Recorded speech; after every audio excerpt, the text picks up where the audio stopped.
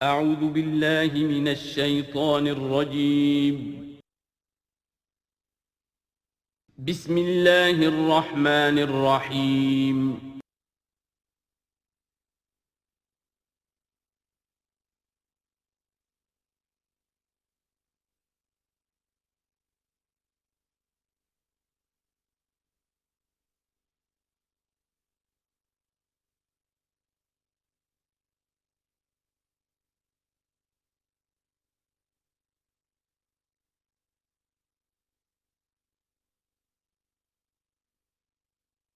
نحمده ونصلي على رسوله الكريم اما بعد فاعوذ بالله من الشيطان الرجيم بسم الله الرحمن الرحيم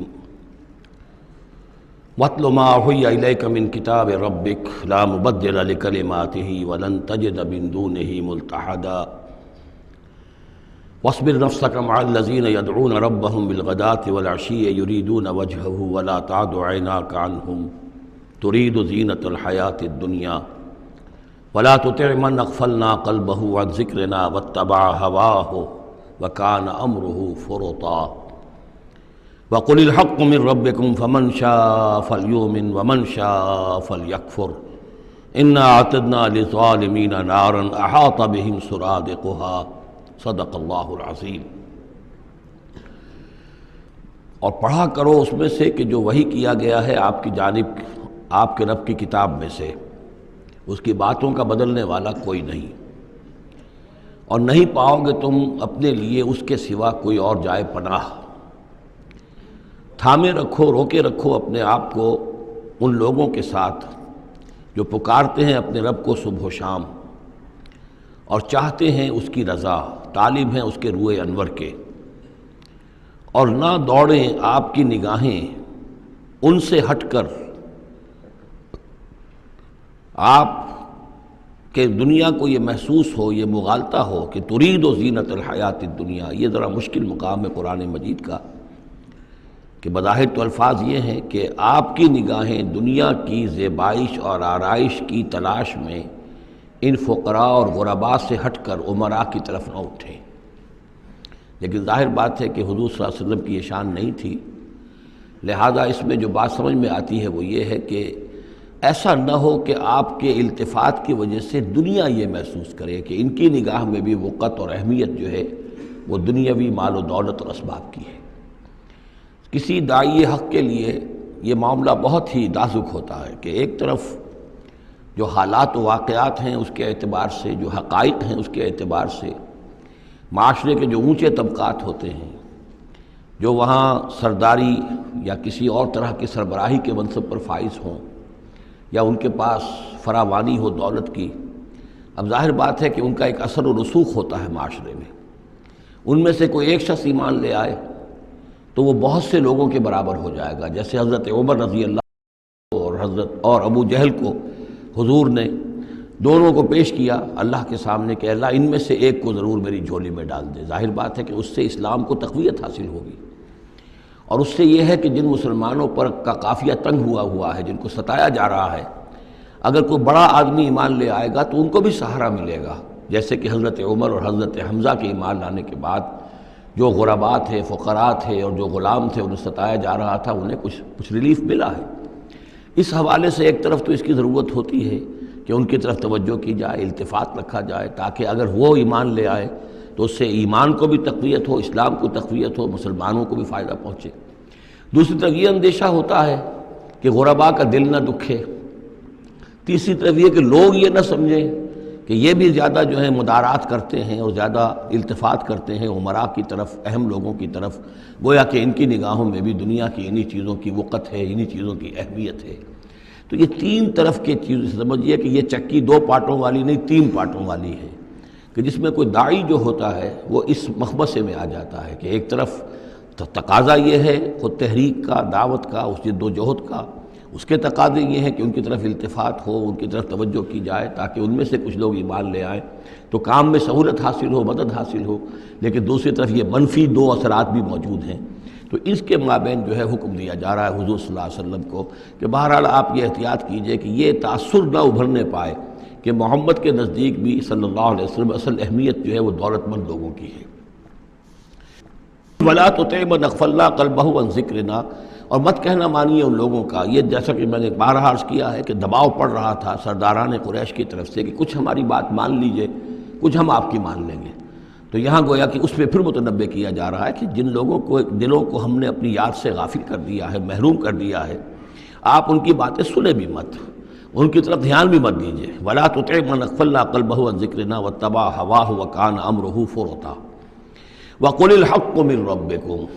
یہ جو مضمون ابھی ہم نے دوبارہ پڑھا ہے، اس کو آپ دیکھیں گے کہ یہ 21ویں پارے کی آغاز میں پھر دوبارہ آئے گا کہ جب بھی شدید کشاکش کا دور آیا ہے تو اس میں یہی ہدایات اللہ تعالیٰ کی طرف سے آئی ہیں حضور کو اور حضور کی وساطت سے تمام اہل ایمان کو، کہ قرآن مجید کے ساتھ تمسک جو ہے اور مضبوط کرو، قرآن مجید کے ساتھ اپنے تعلق کو اور گہرا کرو، اور اس کو پڑھنا اور اس کا جو ہے اس کے ساتھ جو ہے اپنے اوقات کا بسر کرنا، اس میں اور اضافہ کرو، اسی سے تم ان شدائد اور مصائب کا مقابلہ کر سکو گے۔ وَقُلِ الْحَقُّ مِن رَبِّكُمْ، اور کہہ دیجئے یہ حق ہے میرے رب کی طرف، تمہارے رب کی طرف سے جو میں پیش کر رہا ہوں۔ فَمَن شَاءَ فَلْيُؤْمِنْ وَمَن شَاءَ فَلْيَكْفُرْ، تو اب جو چاہے ایمان لائے، جو چاہے کفر کرے۔ یہ بالکل وہی بات ہے جو سورۃ الدہر میں کہی گئی ہے کہ اما شاکرا و اما کفورا، ہم نے پورا اختیار دے دیا، انا ہدیناہ السبیل اما شاکرا و اما کفورا، یہ اختیار ہم نے انسان کو دیا ہے، چاہے شکر گزار بندہ بنے، چاہے کفران نعمت کے روش اختیار کرے۔ تو یہاں انداز یہ ہے کہ آپ ان کفار سے کہہ دیں کہ میں دعوت پیش کر رہا ہوں، اب تمہیں ایمان لانا ہے لاؤ، کفر کرنا ہے کفر کرو، لیکن بین کی کوئی بات نہیں ہو سکتی، کوئی گیو اینڈ ٹیک، کوئی جو ہے کمپرومائز، یہ ممکن نہیں ہے۔ قُلِ الْحَقُّ مِن رَبِّكُمْ، ٹیک اٹ اور لیو اٹ، یہ حق ہے تمہارے رب کی طرف سے، چاہے اسے چھوڑ دو تو پورے کو چھوڑنا ہوگا، قبول کرنا ہے تو پورے کو کرنا ہوگا۔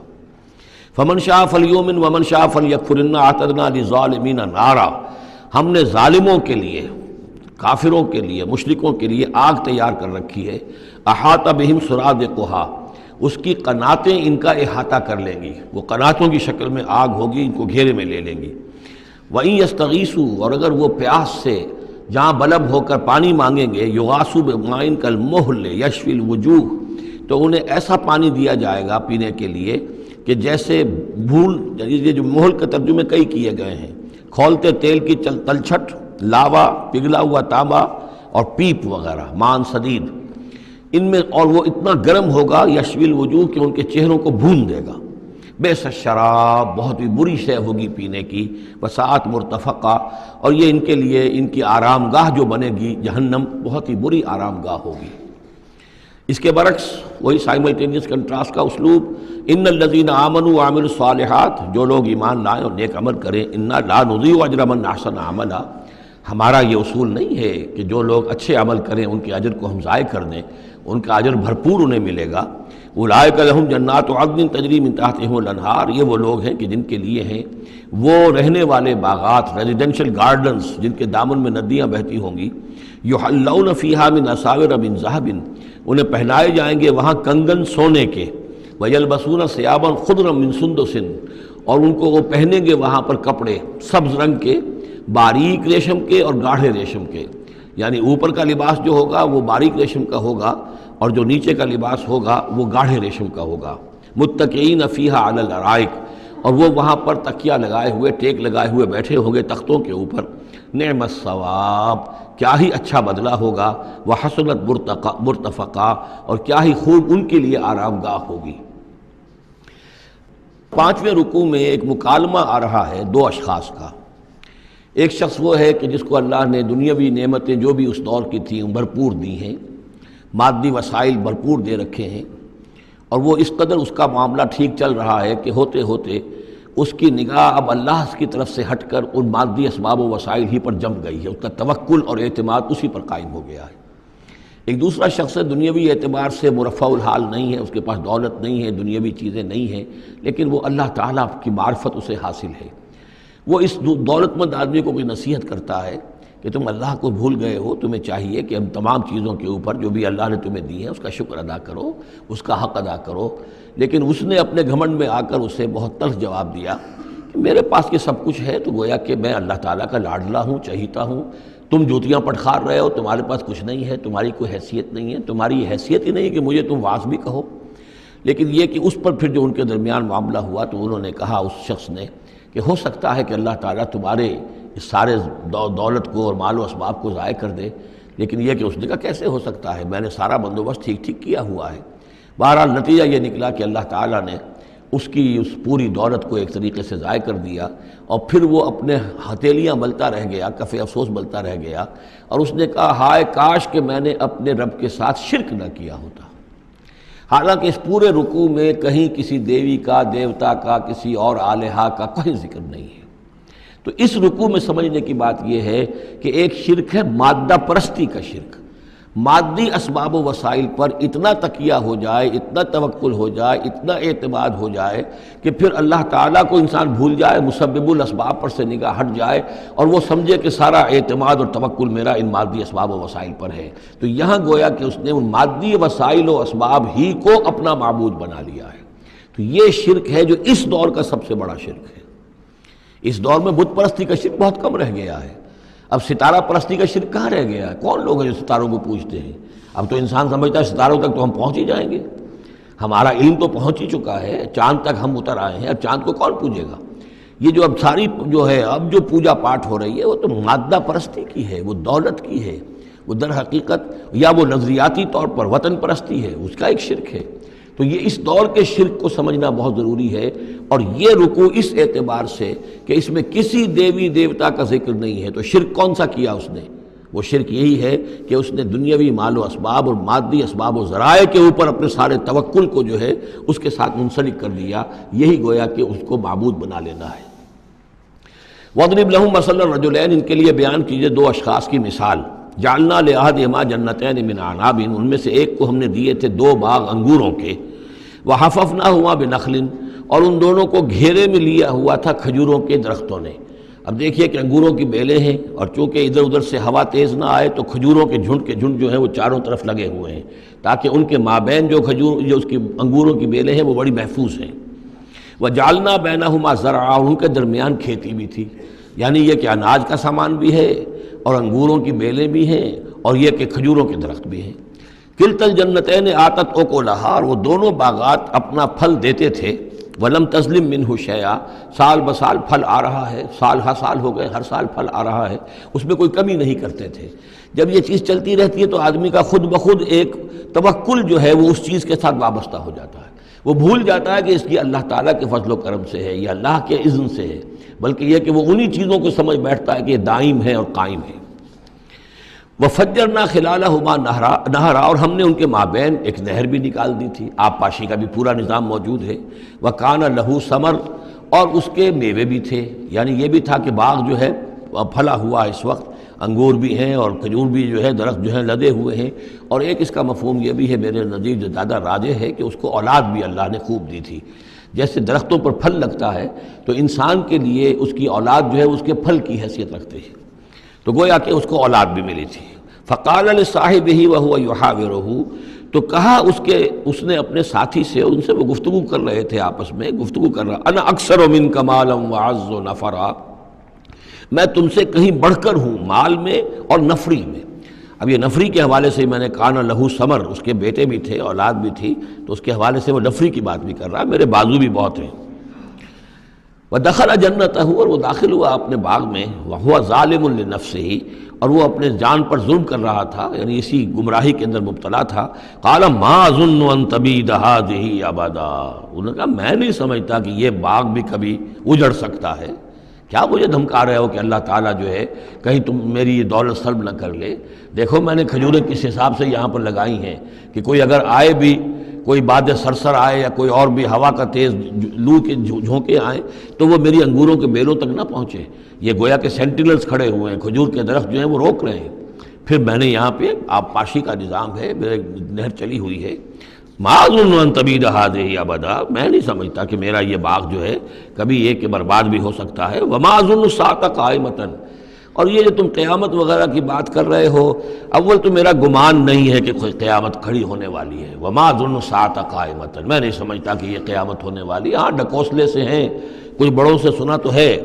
اور یہ کہ وَلَئِن رُدِدتُّ إِلَىٰ رَبِّي، اگر مجھے لوٹا ہی دیا گیا اپنے رب کے پاس، لَأَجِدَنَّ خَيْرًا مِّنْهَا مُنْقَلَبًا، تو مجھے وہاں لازماً ملے گا بہت بہتر لوٹ کر۔ اب اس کے اندر ایک فلسفہ ہے ان کا کہ جب اللہ نے مجھے یہاں دیا، اللہ کے وہ منکر نہیں تھے، اللہ نے مجھے یہاں دیا ہے تو اس کا مطلب یہ کہ میں چہیتا ہوں، لاڈلا ہوں، یا اللہ نے مجھے کچھ صلاحیتیں دی ہیں، میں نے بڑی عمدہ پلاننگ کر کے باغ بنائے ہیں، سارا اس کا بندوبست کیا ہے، تو یہ میری جو صلاحیت ہے، یہ اللہ کی دی ہوئی جو میرے اندر ہے، یہ جو خیر ہے، یہ کہاں چلا جائے گا؟ آخرت میں بھی مجھے پھر ملے گا اور اس سے بہتر ملے گا، اور تم جیسے یہاں جوتیاں پٹخار رہے ہو ایسے وہاں پٹخارو گے۔ وَلَئِن رُدِدتُّ إِلَىٰ رَبِّي، اگر بالفرض ہو ہی گیا ایسا، لوٹا ہی دیا گیا میں اپنے رب کی طرف، لَأَجِدَنَّ خَيْرًا مِّنْهَا مُنقَلَبًا، تو اس سے بھی بہتر مجھے وہاں پر ملے گا۔ قال لَهُ صَاحِبُهُ، اب اس اللہ کے بندے نے جو نیک بندہ تھا کہا اس سے، اس کے ساتھی نے، وَهُوَ يُحَاوِرُهُ، اور ان سے گفتگو کر رہا تھا، أَكَفَرْتَ بِالَّذِي خَلَقَكَ مِن تُرَابٍ، کیا تو نے کفر کیا اس ہستی کا جس نے تجھے مٹی سے بنایا، ثم من نطفہ، پھر پانی کی گندے پانی کی بوند سے بنایا، ثم سواک رجلا، پھر تجھے ایک پورا انسان بنا کر کھڑا کر دیا۔ اب یہاں اور تجھے کفر کون سا کیا؟ یعنی یہ کہ وہ رب مان رہا ہے اللہ کو، اور رب کے ساتھ اس نے کسی اور کا ذکر نہیں کیا ہے۔ مطلب یہ کہ آخرت کا انکار در حقیقت اللہ کا انکار ہے۔ اگر تم آخرت کے بارے میں جو کہہ رہے ہو کہ نہیں میں نہیں سمجھتا کہ یہ کوئی ہونے والی بات ہے، تو چاہے تم اللہ کو اقرار کر رہے ہو، لیکن حقیقت میں اگر آخرت کو نہیں مانتے تو گویا کہ اللہ کا انکار ہے۔ لیکن هو اللہ ربی، لیکن جہاں تک میرا معاملہ ہے، میں نے تو اللہ کو اپنا رب مانا ہوا ہے، وہی میرا مالک ہے، آقا ہے، ولا اشرک بربی احدا، اور میں اپنے رب کے ساتھ کسی کو شریک نہیں ٹھہراتا۔ ولولا اذ دخلت جنتک قلت ما شاء اللہ، اور کیوں نہ ایسا ہوا کہ اللہ کے بندے جب تو اپنے باغ میں داخل ہوا تو نے باغ دیکھا، پھلا ہوا ہے، ہرا بھرا ہے، ہر طرف منظر جو ہے بڑا دل خوشکل منظر ہے، تو کہتا ما شاء اللہ۔ یہ پھر وہی مجلسی کلمہ آ گیا جس میں توحید کوٹ کوٹ کر بھری ہوئی ہے، ماشاء اللہ، یہ جو اللہ نے چاہا، جو اللہ نے چاہا، یہ سب اس کے فضل و کرم سے ہے۔ لا قوت الا باللہ، کوئی طاقت نہیں ہے اللہ کے سوا۔ اگر اللہ کی طرف سے یہ بات نہ ہوتی تو میرے اندر کوئی صلاحیت نہیں تھی، اللہ ہی کی ہے، در حقیقت یہ دین ہے اسی کی عطا ہے۔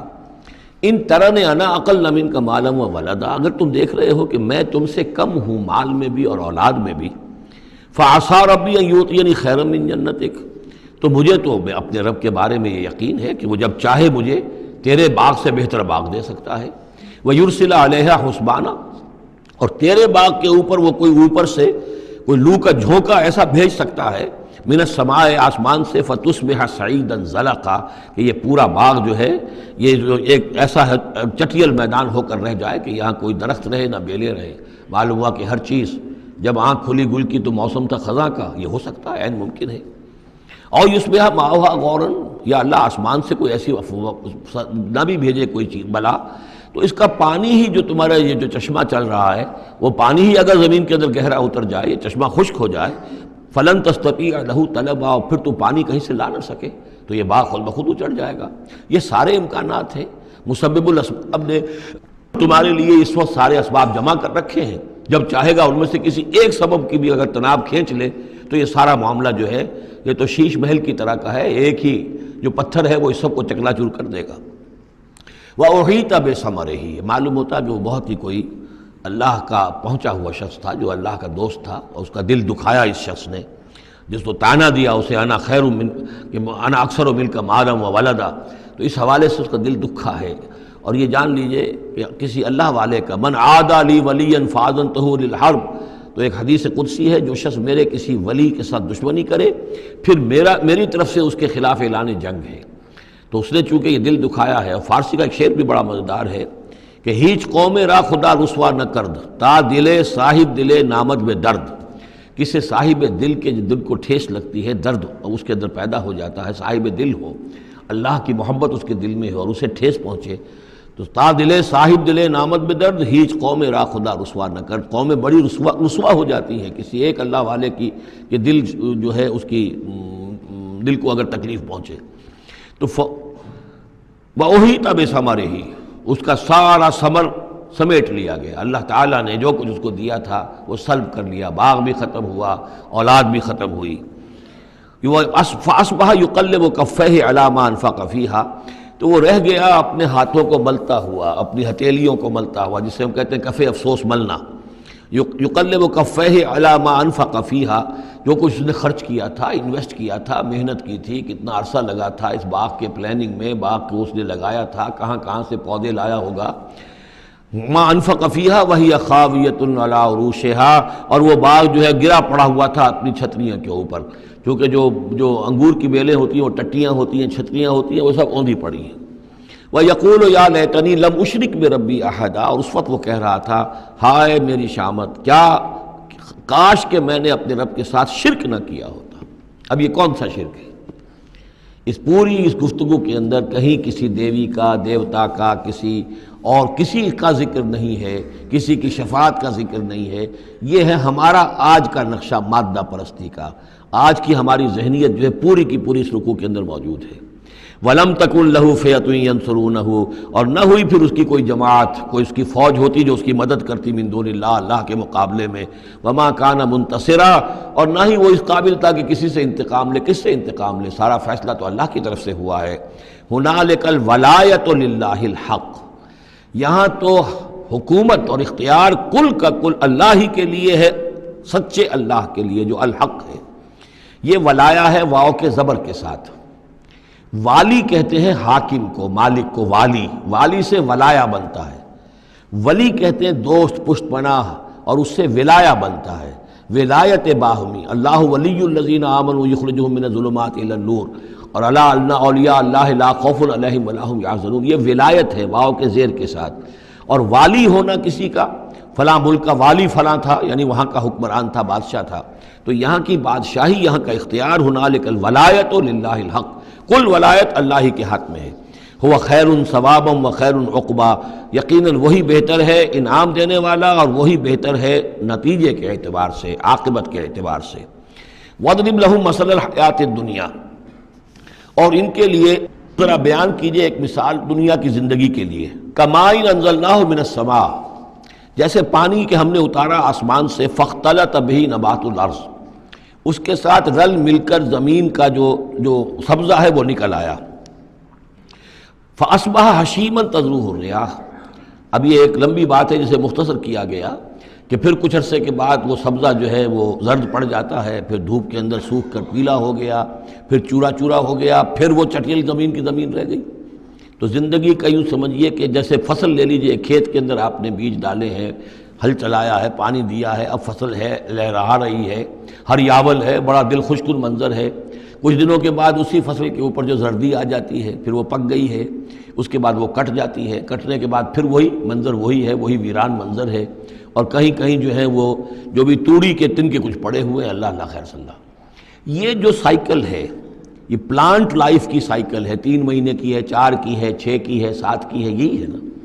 لیکن یہی سائیکل ایک بڑے پیمانے پر انسانی زندگی کی ہے۔ ایک بچہ پیدا ہوا، اس وقت جو ہے بڑی خوشیاں منائی گئیں، پھر وہ بڑا جوان ہوا، قوی ہوا، طاقت والا ہوا، پھر اس کے اوپر ادھیڑ ابھر آ گئی، بال میں سفیدی آ گئی، چہرے پر جو ہے وہ جھریاں پڑنی شروع ہوئیں، اس کے بعد پھر اس پر موت وارد ہوئی، پھر اسے قبر میں اتار دیا گیا، وہ مٹی سے تھا اور مٹی میں جا کر مل گیا۔ ایک ہی سپین ایک چل رہا ہے، سائیکل چل رہا ہے۔ یہ انسانی زندگی کا سائیکل ہے، اور یہ جو نباتاتی زندگی کا سائیکل ہے، فرق اس میں کچھ نہیں ہے۔ اوپر سے پانی آیا اور زمین کا سبزہ نکل آیا، اوپر سے روح آئی ہے، اور ہمارے یہ اجساد اس زمین سے نکلے ہوئے ہیں، ان دونوں نے مل کر ہمیں اس حیات دنیاوی کی ایک شکل دے دی ہے۔ روح اوپر سے آئی ہے، زمینی شے نہیں ہے۔ بولے روح من امر ربی، اور یہ کہ زمینی طور پر جو بھی کچھ ہے، جو نظام ہے یہاں کا، اس میں یہ ہمارا جسم بنتا ہے اپنے ماؤں کے پیٹوں میں، اور پھر یہ روح کے ساتھ مل کر اس دنیا کی زندگی کے اندر ایک جو ہے ایک وقفہ امتحان جو ہے اس کو بسر کر رہا ہے۔ وَاضْرِبْ لَهُم مَثَلَ الْحَیَاةِ الدُّنْیَا، ان کے لیے دنیا کی زندگی کی مثال بھی بیان کیجئے، کَمَاءٍ أَنزَلْنَاهُ مِنَ السَّمَاءِ، جیسے کہ پانی جو ہم نے اتارا آسمان سے، فاختلط بہ نبات الارض، تو پھر اس کے ساتھ سبزہ جو ہے زمین کا رل مل کر نکل آیا، فاصبح حشیما، پھر وہ ہو گیا چورا چورا، تذروہ الریاح، کے جنہیں ہوائیں لیے اڑتی ہیں، اڑتی پھر رہی ہیں۔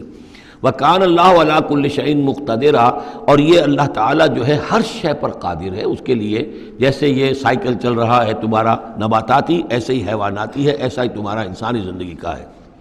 المال والبنون زینت الحیات الدنیا، یہ زینت کا لفظ 3 مرتبہ اس صورت میں آیا ہے، اور یہ اس کا عمود ہے، میں بتا چکا ہوں آپ کو۔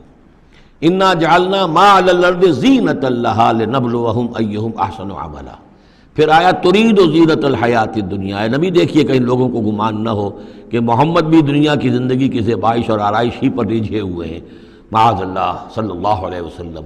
اب یہاں فرمایا یہ دنیا کی زندگی جو تمہاری ہے اس میں اولاد اور مال یہ تمہارے لیے زیبائش ہے، آرائش ہے، لیکن کتنی دیر کی؟ صرف اس زندگی کا معاملہ ہے.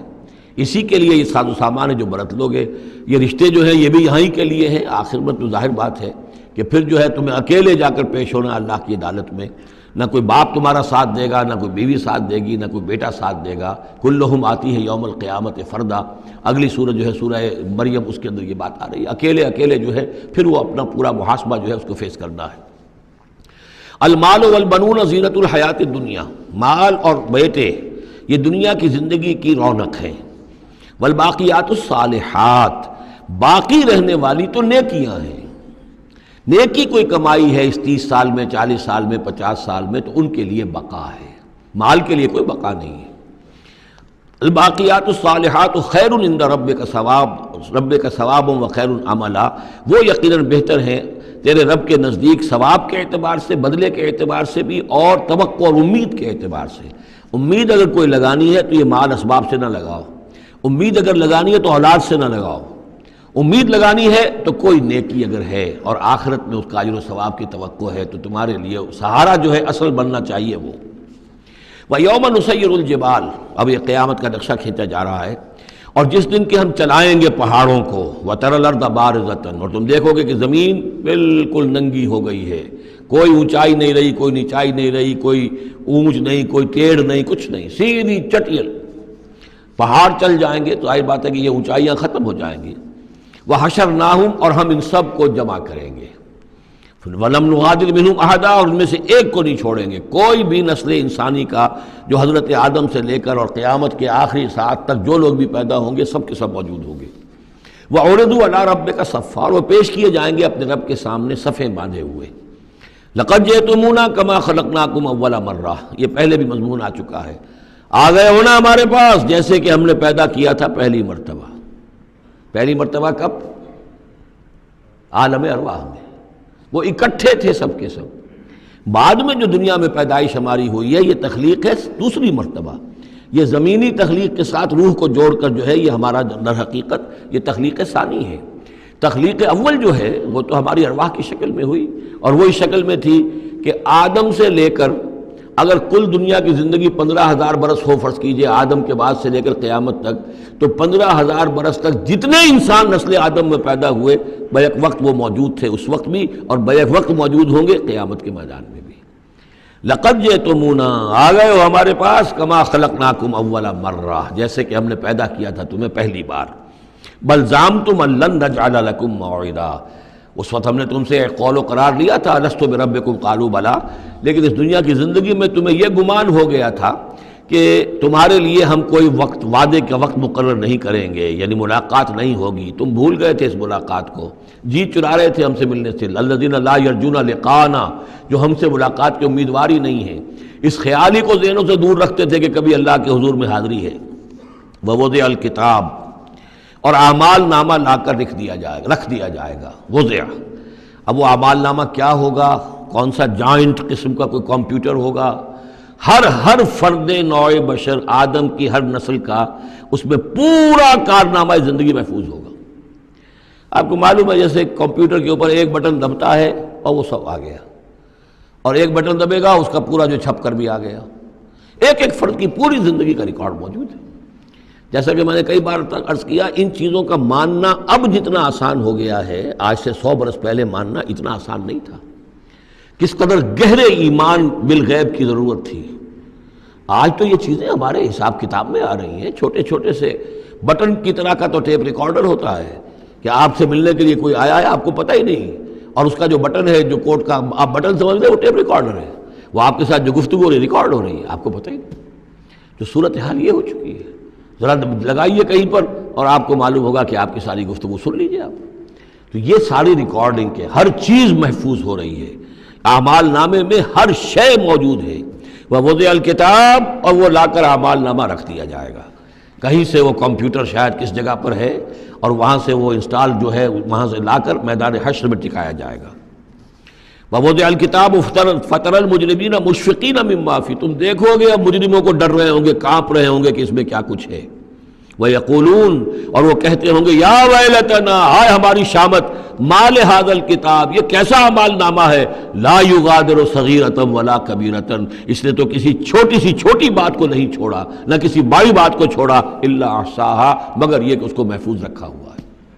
اس نے تو مائنیوٹس ڈیٹیلز کو بھی اومٹ نہیں کیا ہے. کیسا ہی اعمال نامہ، ما لہذا الکتاب لا یغادر صغیرۃ ولا کبیرۃ الا احصاها ووجدوا ما عملوا حاضرا، ما عملوا، اور وہ پائیں گے جو بھی عمل انہوں نے کیا ہوگا اسے موجود. ولا یظلم ربک احدا، تیرا رب کسی پر ظلم نہیں کرے گا.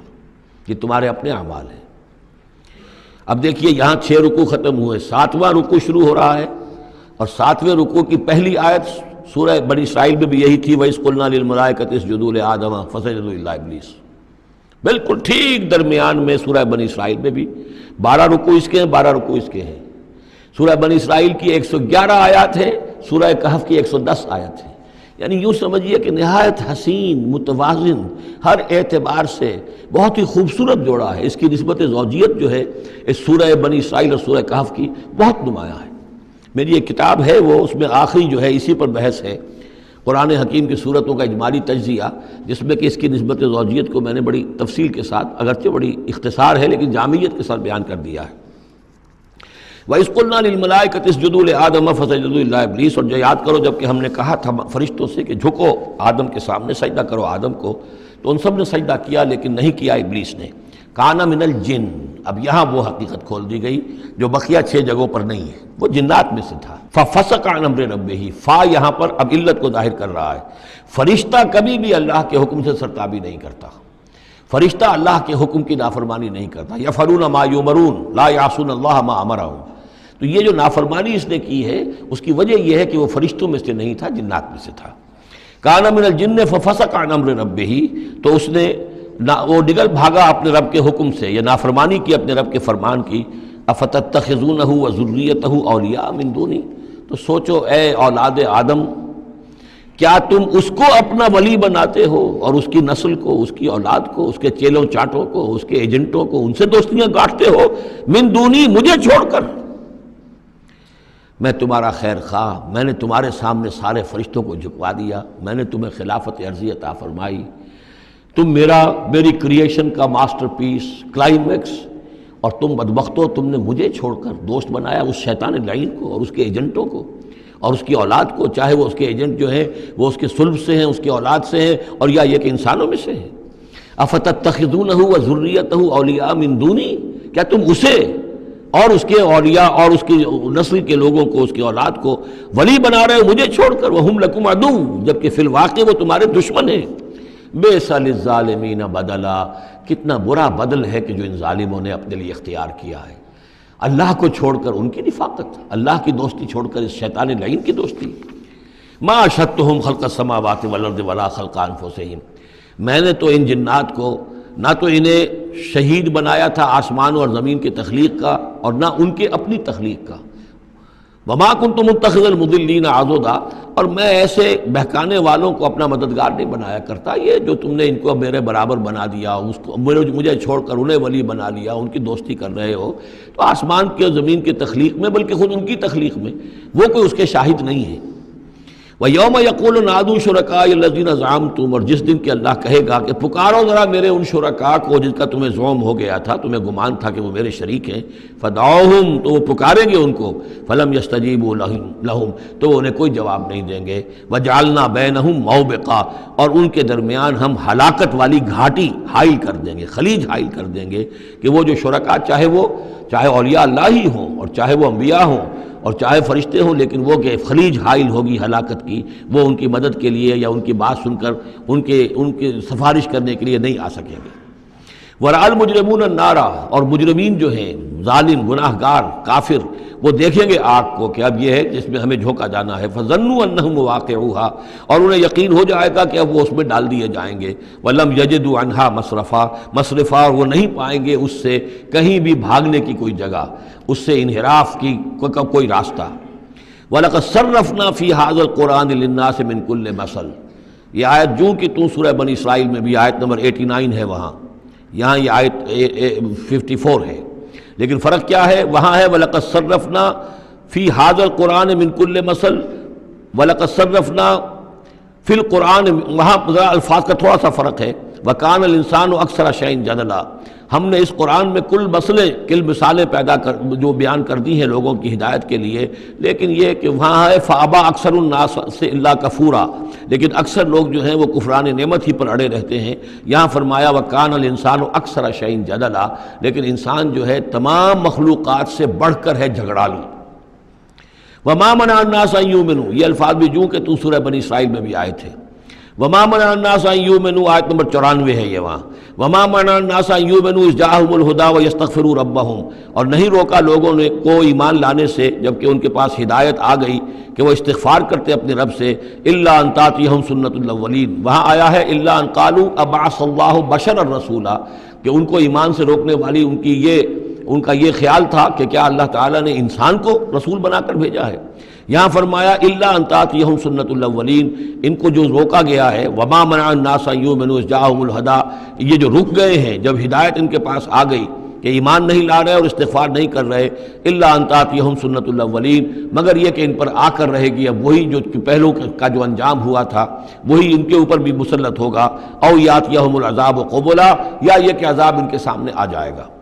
وما نرسل المرسلین الا مبشرین ومنذرین، یہاں پہ جمع کے صیغے میں آ رہا ہے، سورہ بنی اسرائیل میں واحد کے صیغے میں آیا تھا آخری رکوع میں، وما ارسلناک الا مبشرا ونذیرا، اور ہم نے نہیں بھیجا ہے محمد آپ کو مگر مبشر اور نذیر بنا کر۔ یہاں جمع کے صیغے میں وما نرسل المرسلین الا مبشرین ومنذرین ویجادل الذین کفروا بالباطل، اور یہ کافر جو ہیں یہ جھگڑتے ہیں کفر اور بالباطل، جھوٹ کے لیے، جھوٹ کی طرف سے، لیدحضوا بہ الحق، تاکہ اس کے ذریعے سے حق کو بچلا دیں، حق کو ٹلا دیں، حق کو شکست دے دیں۔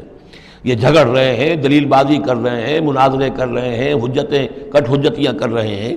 وَيُجَادِلُ الَّذِينَ كَفَرُوا بِالْبَاطِلِ لِيُدْحِضُوا بِهِ الْحَقَّ وَاتَّخَذُوا آيَاتِي وَمَا أُنذِرُوا هُزُوًا، اور انہوں نے میری آیات کو اور جو انہیں انذار کیا گیا، خبردار کیا گیا، اس کو ہنسی مذاق اور ٹھٹھا بنا لیا ہے۔ وَمَنْ أَظْلَمُ مِمَّنْ ذُكِّرَ بِآيَاتِ رَبِّهِ، اس شخص سے بڑھ کر ظالم کون ہوگا جسے اس کے رب کی آیات کے ذریعے سے نصیحت کی جائے، یاد دہانی کرائی جائے، فَأَعْرَضَ عَنْهَا، پھر بھی وہ اعراض کرے ان آیات الہیہ سے، وَنَسِیَ مَا قَدَّمَتْ يَدَاهُ، اور بھول جائے کہ اس کے دونوں ہاتھوں نے آگے کیا بھیجا ہوا ہے، کیا کرتوت ہیں جو بھیجے ہوئے ہیں۔ اگر تو ایمان لے آتا، ان آیات سے استفادہ کرتا، اپنے کیے پر پچھتاتا، توبہ کرتا، اس دنیا ہی میں اپنے سابقہ گناہوں کی اللہ تعالیٰ سے معافی لے کر جاتا، لیکن یہ کہ یہاں تو صورت یہ ہے کہ وَمَنْ أَظْلَمُ مِمَّنْ ذُكِّرَ بِآيَاتِ رَبِّهِ، اسے تذکیر کی گئی، نصیحت کی گئی اس کے رب کی آیات سے، فَأَعْرَضَ عَنْهَا، اس نے اعراض کیا، وَنَسِیَ مَا قَدَّمَتْ يَدَاهُ، اور بھولے رہا وہ کہ کیا کچھ اس نے آگے بھیجا ہوا ہے، کیا جھاڑ جکاڑ جو ہے اس نے عاقبت کے لیے تیار کیا ہوا ہے۔ اِنَّا جَعَلْنَا عَلَىٰ قُلُوبِهِمْ أَكِنَّةً أَن يَفْقَهُوهُ، یہ مضمون بھی آ چکا ہے سورہ بنی اسرائیل میں، حجابا مستورا، اور ہم نے ان کے دلوں کے اوپر جو ہے پردے ڈال دیے ہیں۔ اِنَّا جَعَلْنَا عَلَىٰ قُلُوبِهِمْ أَكِنَّةً أَن يَفْقَهُوهُ، ہم نے ان کے دلوں کے اوپر پردے ڈال دیے ہیں کہ اسے سمجھ نہ پائیں، وَفِي آذَانِهِمْ وَقْرًا، اور ان کے کانوں میں ہم نے ثقل پیدا کر دیا، بوجھ پیدا کر دیا کہ یہ سن نہیں سکتے۔ وَإِن تَدْعُوهُمْ إِلَى الْهُدَىٰ، اور اگر آپ پکاریں گے انہیں ہدایت کی طرف دعوت دیں گے، فَلَن يَهْتَدُوا إِذًا أَبَدًا، تو یہ کبھی بھی ہدایت پانے والے نہیں ہیں۔ یعنی اب ان کے دلوں پر مہر لگ چکی ہے، اب اللہ تعالیٰ کا وہ جو قانون ہے ہدایت و ضلالت کا، اس کی جو آخری دفعہ ہے وہ ان کے اوپر لگ چکی ہے، ان کے اوپر اپلائی ہو چکی ہے۔ وَرَبُّكَ الْغَفُورُ ذُو الرَّحْمَةِ، اور آپ کا رب جو ہے بہت بخشنے والا ہے، بہت رحمت والا ہے۔ لَوْ يُؤَاخِذُهُم بِمَا كَسَبُوا لَعَجَّلَ لَهُمُ الْعَذَابَ، اگر وہ جو کچھ بھی ان کی کمائیاں ہیں، جو کرتوت ہیں، ان کے اوپر فوراً مواخذہ کر لیتا تو بہت جلدی ان کو عذاب جو ہے بھیج دیتا۔ اس سے پہلے آ چکا ہے، پھر زمین کے اوپر تو کوئی ایک انسان بھی باقی نہ رہتا اگر فوری طور پر انسان کو جو ہے سزا دے دی جائے۔ لَعَجَّلَ لَهُمُ الْعَذَابَ، تو اللہ تعالیٰ یقیناً بہت جلدی دے دیتا ان کو عذاب۔ بَل لَهُم مَوْعِدٌ، نہیں، ان کے لیے ایک وقت ہے، وعدے کا وقت ہے جو معین ہے۔ لَن يَجِدُوا مِن دُونِهِ مَوْعِلًا، وہ اس سے کہیں سرکنے کی جگہ نہیں پائیں گے۔ جب وہ اجل آ جائے گی، جب وہ موعد آ جائے گا، جو وعدے کا وقت آ جائے گا، پھر جیسے پہلے ہم پڑھ چکے لا يستقدمون ولا يستاخرون، نہ اب آگے جا سکیں گے نہ پیچھے۔ وَتِلْكَ الْقُرَىٰ أَهْلَكْنَاهُمْ لَمَّا ظَلَمُوا، اور یہ وہ بستیاں ہیں جن کا کہ ذکر ہم قرآن مجید میں بار بار کر چکے ہیں. یہ احقاف کے اندر جو لوگ آباد تھے، اور یہ جو حجر میں لوگ تھے، اصحاب الایکا تھے، وہ عمورہ اور صدوم کی بستیاں تھیں. وَتِلْكَ الْقُرَىٰ أَهْلَكْنَاهُمْ لَمَّا ظَلَمُوا، ہم نے ان کے رہنے والوں کو ہلاک کیا جبکہ انہوں نے ظلم کی روش اختیار کی، شرک کی اور کفر کی روش اختیار کی. وَجَعَلْنَا لِمَهْلِكِهِمْ مَوْعِدًا، اور ان کی بھی ہلاکت اور بربادی کے لیے ہم نے ایک وعدے کا وقت معین کر دیا تھا. اس وقت معین سے پہلے عذاب ان پر بھی نہیں آ سکتا تھا. وَإِذْ قَالَ مُوسَىٰ لِفَتَاهُ لَا أَبْرَحُ حَتَّىٰ أَبْلُغَ مَجْمَعَ الْبَحْرَيْنِ أَوْ أَمْضِيَ حُقُبًا. اب یہ دو رکوع ہیں کہ جن میں حضرت موسیٰ علیہ السلام کے ایک سفر کا ذکر ہے.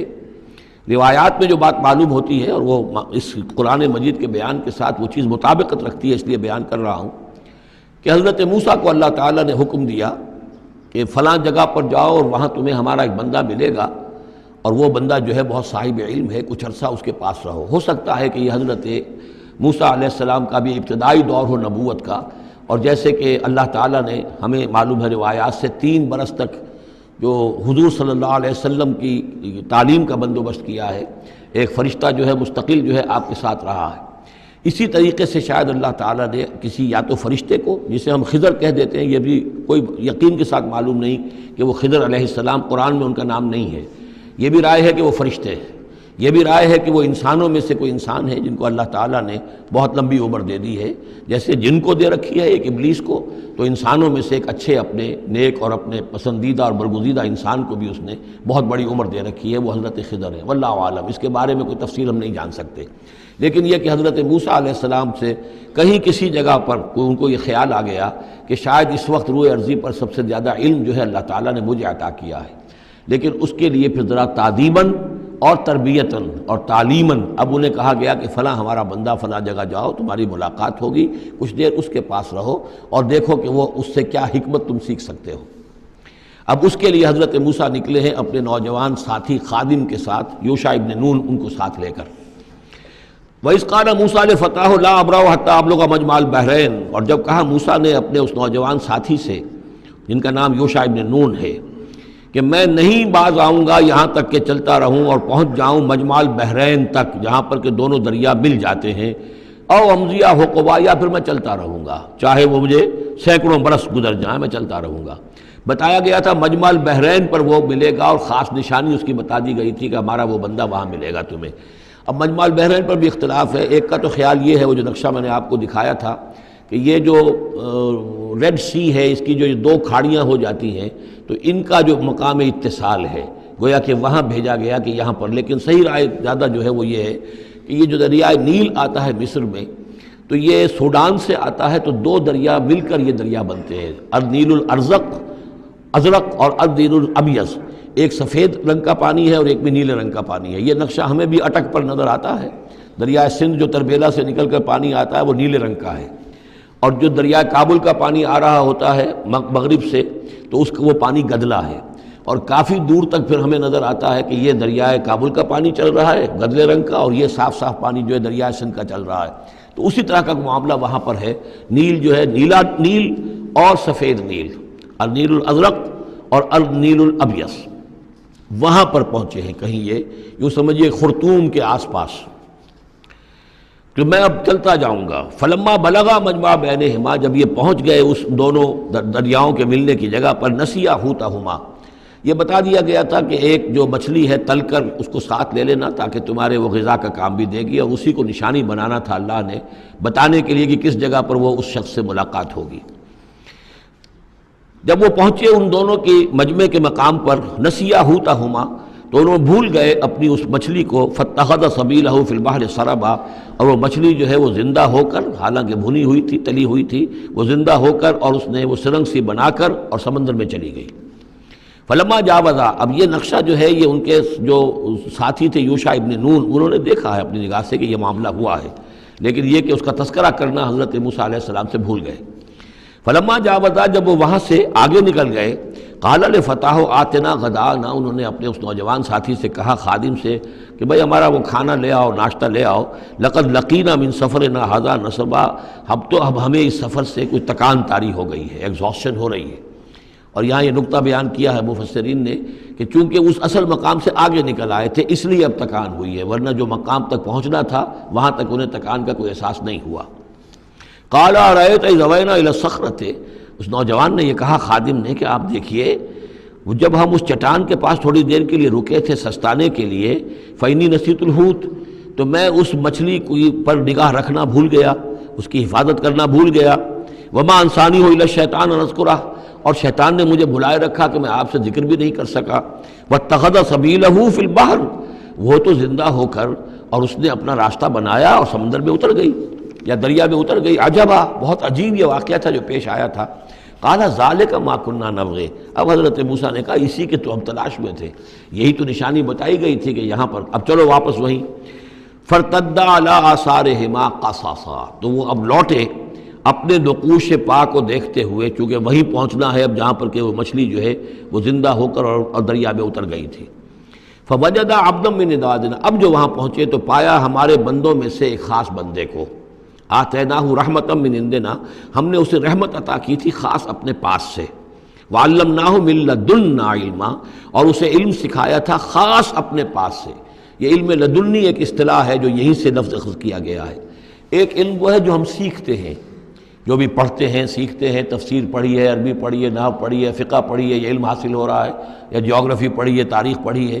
ایک وہ علم ہے جو اللہ کسی کے دل میں ڈال دیتا ہے بغیر کسی مادی طور پر دنیاوی اعتبار سے کسی تحصیل علم کی مشقت سے گزرے ہوئے، اس کو علم لدنی کہتے ہیں۔ لدن کہتے ہیں نزدیک، لدن اللہ، لدنی ہم نے اپنے پاس سے، اپنے خاص خزانہ فضل سے، خاص خزانہ فیض سے اسے علم عطا کیا تھا۔ ہم نے اسے رحمت بھی دی تھی، آتیناہ رحمۃ من عندنا وعلمناہ من لدنا علما۔ قال لہ موسیٰ، ان سے کہا موسیٰ نے، هل اتبعک، اگر آپ اجازت دیں تو میں کچھ عرصہ آپ کے ساتھ رہوں، علی ان تعلمنی مما علمت رشدا، لیکن اس لیے اس شرط کے ساتھ کہ آپ مجھے بھی سکھائیں کچھ جو آپ کو علم دیا گیا ہے اور جو بڑی سعادت مجھے اللہ نے بتایا ہے کہ آپ کو اللہ نے بڑا عقل، بڑی سمجھ بوجھ اور بڑی حکمت عطا کی ہے۔ قال انک لن تستطیع معی صبرا، انہوں نے کہا کہ دیکھو تم میرے ساتھ رہ کر صبر نہیں کر سکو گے۔ وکیف تصبر علی ما لم تحط بہ خبرا، اور کیسے صبر کرو گے اس چیز پر کہ جس کا کہ علم تمہارے پاس نہیں ہے، جس کا تم نے احاطہ نہیں کیا ہے، تمہیں تو بات بڑی غلط لگے گی، عجیب سی لگے گی۔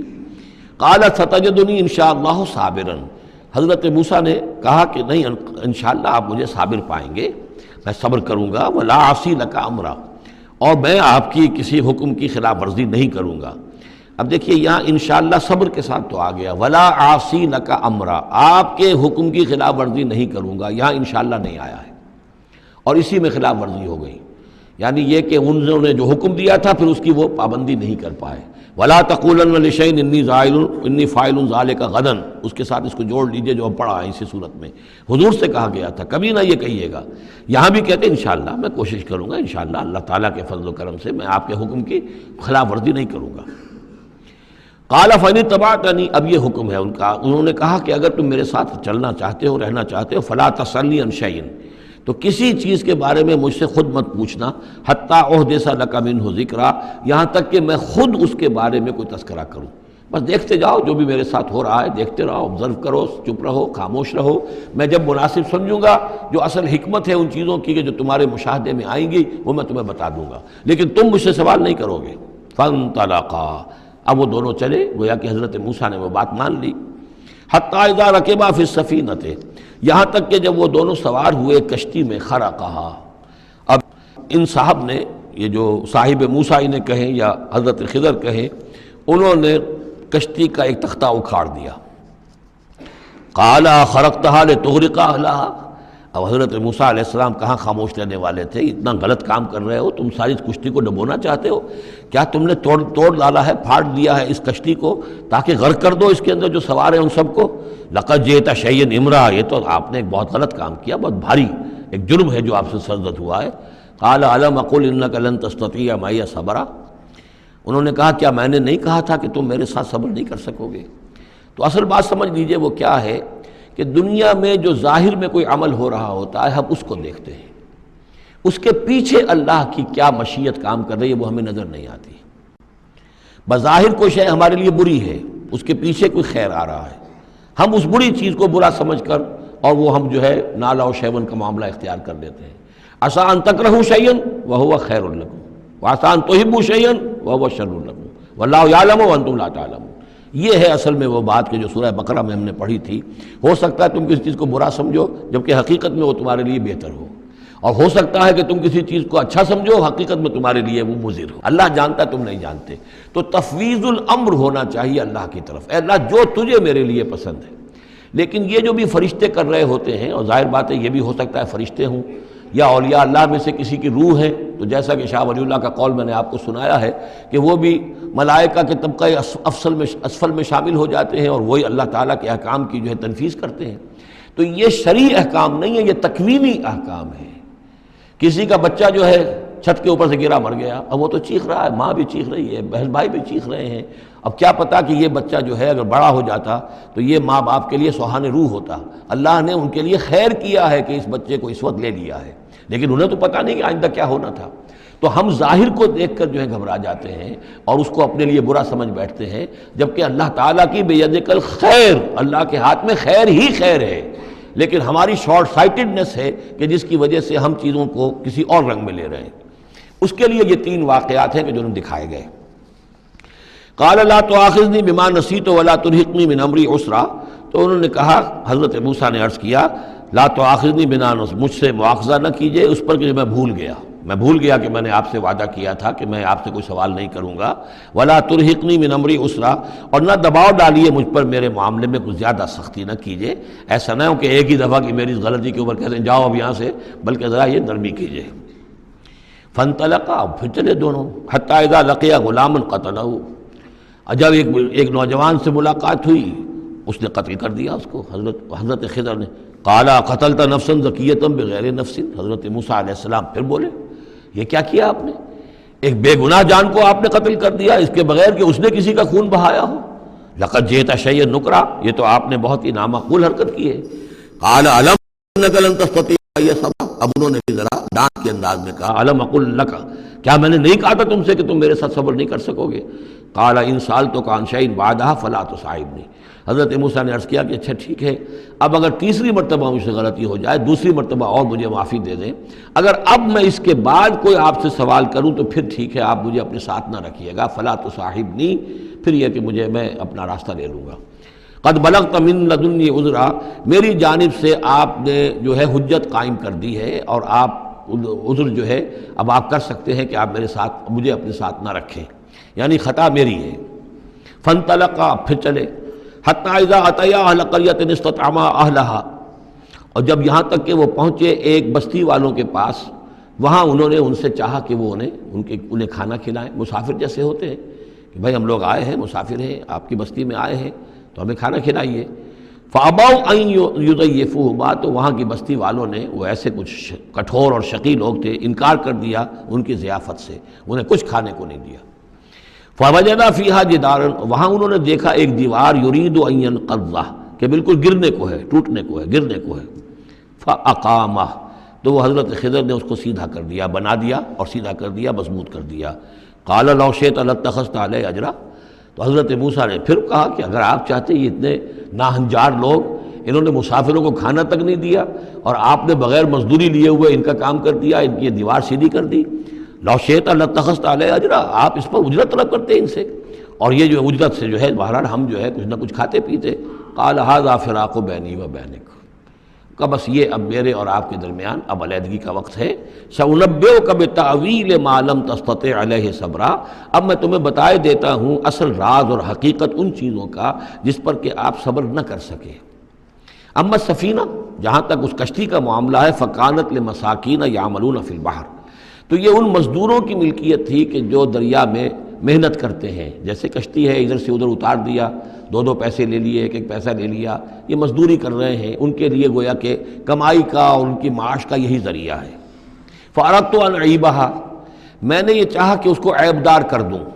وَكَانَ وَرَاءَهُمْ مَلِكٌ يَأْخُذُ كُلَّ سَفِينَةٍ غَصْبًا، جبکہ آگے جو ہے ایک بادشاہ تھا، حاکم تھا، جو ہر کشتی کو کہ جو ثابت و سالم ہے اسے وہ غصب کر رہا ہے، اس کو جو ہے کنفسکیٹ کر رہا ہے، جیسے آج کل بھی ہوتا ہے ہمارے ہاں، وہ ویگنز جو ہیں وہ پولیس والے روک لیتے ہیں تو اسی طریقے سے وہ جو ہے قبضہ کر رہا ہے ان پر، یاخذ کل سفینۃ غصبا۔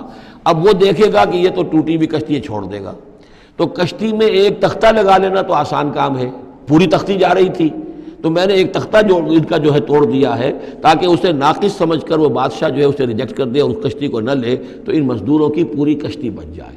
ایک تختہ توڑنے سے تختی بچتی ہے، اور یہ سالم رہتی تختی تو پوری کشتی جا رہی تھی۔ تو میں نے ان کے خیر کے لیے کیا ہے، جس کو تم نے یہ سمجھا کہ شاید میں لوگوں کو ہلاک کرنے کے لیے میں نے یہ قدم اٹھایا ہے۔ وَأَمَّا الْغُلَامُ، اور جہاں تک اس لڑکے کا معاملہ ہے، نوجوان کا، فَكَانَ أَبَوَاهُ مُؤْمِنَيْنِ، اس کے والدین بڑے نیک اور صالح ہیں، والدین دونوں کے دونوں۔ فَخَشِينَا أَن يُرْهِقَهُمَا طُغْيَانًا وَكُفْرًا، اب ظاہر بات ہے کہ حضرت خضر کو معلوم ہوگا کہ اس کے جینز اچھے نہیں ہیں، بڑے شرارتی قسم کے جین اس کے اندر ہیں، اور یہ جب جوان ہوگا تو یہ آوارہ ہو کر اٹھے گا اور بہت سخت ہوگا اور اپنے والدین کے لیے سوہان روح بن جائے گا۔ یرہقہما طغیانا و کفرا، ناشکری اور زبردستی کر کے ان کو عاجز کرے گا، ستائے گا۔ فَأَرَدْنَا يُبْدِلَهُمَا رَبُّهُمَا خَيْرًا مِّنْهُ زَكَاةً وَأَقْرَبَ رُحْمًا، تو ہم نے یہ چاہا کہ ان کا رب ان کے لیے بدل دے، اس سے بہتر اولاد اسے دے، بیٹا دے دے کہ جو اس کے لیے پاکیزگی میں بھی اور شفقت اور رحمت میں بھی اس سے بہتر ہو، جو ان کے لیے بڑھاپے میں سہارا بن سکے۔ تو ہم نے صرف یہ کیا ہے کہ یہ بچہ جو ہے وہ یہ ساری چیزیں جو اللہ کے حکم سے میں کر رہا ہوں، یہ گویا کہ تکوینی امور ہیں جو ہو رہے ہیں، یہ تشریعی امور نہیں ہے، تم شریعت کے حوالے سے دیکھ رہے ہو اور میں یہ تکوینی معاملات کر رہا ہوں اللہ کے حکم کے مطابق۔ اور یہ در حقیقت رحمت ہے، جس کو کہ لوگوں نے یہ سمجھا ہوگا جن کا بچہ جو والدین کا فوت ہو گیا تو ان کے اوپر تو پہاڑ ٹوٹ پڑا ہوگا غم کا، لیکن اصل میں اللہ تعالیٰ نے یہ ان کے خیر کے لیے کیا۔ وَأَمَّا الْجِدَارُ، اور جہاں تک اس دیوار کا معاملہ ہے، فَكَانَ لِغُلَامَيْنِ يَتِيمَيْنِ فِي الْمَدِينَةِ، تو یہ دو غلام لڑکوں کی دیوار ہے جو شہر میں رہتے ہیں۔ وَكَانَ تَحْتَهُ كَنْزٌ لَهُمَا، اور اس دیوار کی جڑ میں ان کے لیے ایک دفینہ ہے۔ وَكَانَ أَبُوهُمَا صَالِحًا، اور ان کا باپ جو ہے وہ بہت نیک آدمی تھا، باپ نیک تھا، عین وہ جو سمجھئے کہ کسی جوانی میں یا کوئی وقت جو ہے وہ اس کی موت کا وقت آ گیا، بچے چھوٹے چھوٹے تھے، اس نے کچھ اپنی پونجی جو ہے گھر کے اندر ایک دیوار کی جڑ کے اندر بنیاد کے اندر دفن کر دی، یہ بڑے ہو جائیں بچے یہ نکال لیں۔ اب چونکہ وہ نیک تھا لہذا اللہ تعالیٰ کی طرف سے اس کا اہتمام ہو رہا ہے۔ دیوار اگر اس وقت گر گئی ہوتی تو یہ خزانہ ظاہر ہو جاتا، اور ابھی وہ بچے جو ہیں وہ چھوٹے ہیں، تو لہذا یہ لوگ جو ہیں بستی والے کتنے ناہنجار ہیں جنہوں نے ہمیں کھانے کو نہیں دیا ہے، وہ کیا یتیموں کے اس مال کا لحاظ کریں گے؟ وہ سارا کا سارا اس مال کو قبضہ کر لیں گے۔ تو میں نے وہ دیوار بنا دی ہے۔ کان ابوہما صالحا، ان کا باپ بہت نیک آدمی تھا۔ فاراد ربک یبلغا اشدہما، تو آپ کے رب کا یہ فیصلہ ہوا کہ یہ دونوں بچے جو ہیں اپنی پوری جوانی کو، پختگی کو، بلوغت کو پہنچ جائیں۔ ویستخرجا کنزہما، اور پھر وہ اپنا خزانہ نکال لیں۔ رحمتا من ربک، یہ تینوں امور آپ کے رب کی رحمت کا منظر ہے۔ بظاہر جو بھی نظر آ رہا ہے تو دنیا میں جو حالات و واقعات ہو رہے ہیں یہ حقیقت دنیا کے اعتبار سے ہم اس کے ظاہر کو دیکھتے ہیں، اور ظاہر کے حوالے سے ہی دل گرفتہ ہو گئے، رنجیدہ ہو گئے، نقصان ہو گیا، یہ ہو گیا۔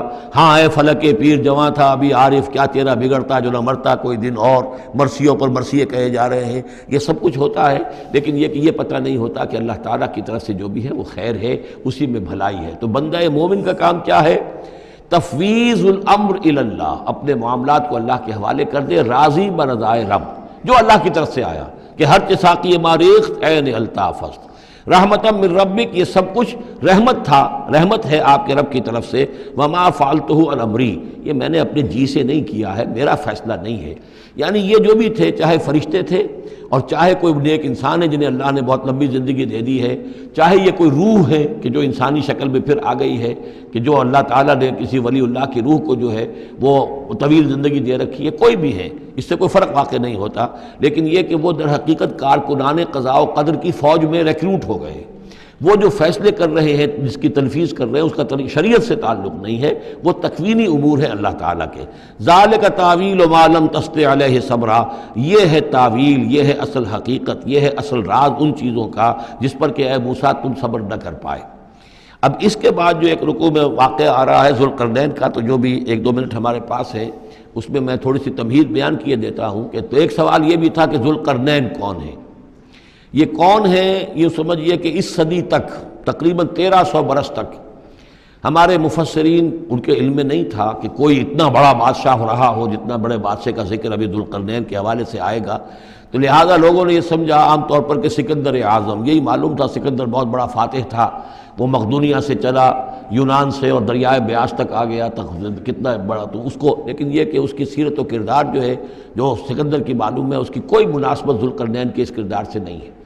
ذوالقرنین اصل میں ایران کے بادشاہ تھے، اور ایران اس وقت دو ملکوں میں پر منقسم تھا۔ اب بھی اگر ابھی کبھی نقشہ دیکھیں گے تو ایک علاقہ جو ہے ایران کا وہ تو ہے جو خراسان کا حصہ ہے، جو اصل ایران ہے اس کو بھی یوں سمجھیے دو حصوں میں، ایک پارس پرانا کہلاتا تھا جس سے فارس کا لفظ بنا ہے، اور دوسرا مادہ تھا، میڈیا یا مادہ۔ تو یہ ایک شخص ایسے ابھرے کہ جنہوں نے ان دونوں کو ملا کر ایک حکومت بنایا، اور وہاں سے سلطنت ایران کا جو یوں سمجھیے کہ جو ان کا ایک سنہرا دور ہے، اور ان کی عظمت و سطوت جس کی کہ وہ بہت زیادہ جس پر فخر کرتے ہیں، اس لیے کہ ایرانی قوم بڑی نیشنلسٹ ہے، نسل پرست ہے، ان کے اندر اپنی تاریخ پر، اپنی روایات پر جو ہے وہ بہت ان کو فخر ہے۔ تو وہاں سے وہ دور شروع ہوا، اور انہوں نے پھر اس علامت میں کہ میں نے دو ملکوں کو جوڑ کر ایک بنایا ہے، اپنے تاج کے اندر دو سینگ لگا لیے تھے، اور وہ جو ہے ذوالقرنین یہ لقب ان کا ہو گیا تھا۔ اس کے حوالے سے سوال کیا گیا، اور اس کے بارے میں تفصیل جو اگلے رکوع میں آئے گی۔ بارک اللہ لی و لکم فی القرآن العظیم و نفعنی و ایاکم بالآیات والذکر الحکیم۔